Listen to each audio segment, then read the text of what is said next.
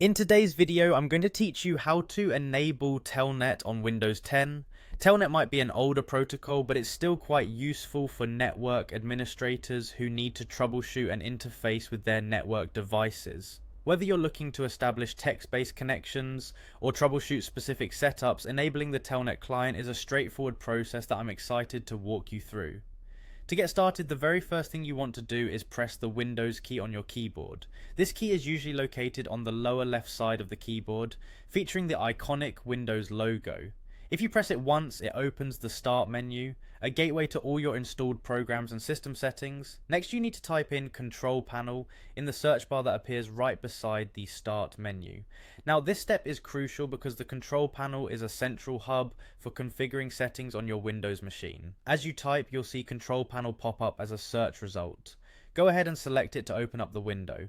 Once the Control Panel is open, you need to direct your attention to the Programs section. Within the Control Panel, there may be various icons and options, but Programs is the category you want. Often, it's represented by a list icon with a CD or software box nested beside it. Look for something labeled Turn Windows Features On or Off.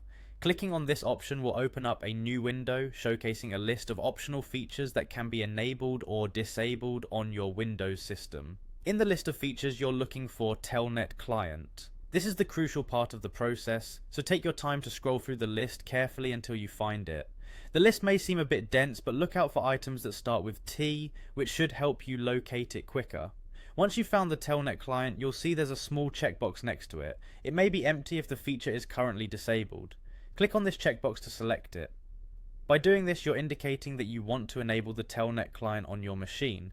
Finally, all you need to do is click the OK button at the bottom of the window. Windows will begin configuring the Telnet client feature. This might take a couple of moments, but once completed, Telnet will be enabled on your device. And there you have it, you've successfully enabled Telnet on your Windows 10 system.